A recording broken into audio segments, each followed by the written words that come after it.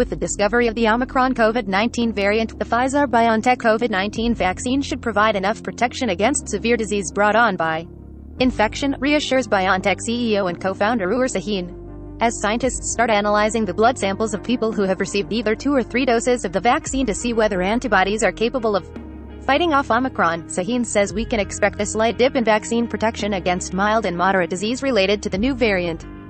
These tests will also help determine whether a new vaccine formula is needed.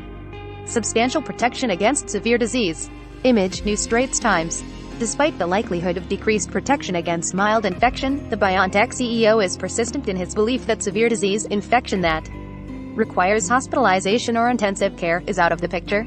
We think it's likely that people will have substantial protection against severe disease caused by Omicron, Sahin told Reuters. He also added that getting a third shot, a booster, will offer protection against any and all grades of Omicron infection, which could serve a useful incentive for people who are still on the fence about getting another jab.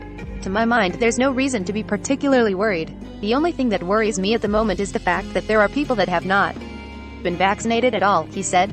BioNTech CEO and co-founder Ur Sahin. Image, Reuters. Sahin's reaction to the new COVID-19 variant strikes a surprisingly calm tone, especially when compared to that of Moderna CEO Stefan Bancel, who claims that current vaccines in circulation don't offer nearly as much protection against Omicron as they should. Antibodies that appear in the body after a vaccine has been administered could face difficulties latching on to new variants of COVID-19. However, Sahin points out that T cells will still able to recognize the Omicron variant's spike proteins, which don't differ from other variants.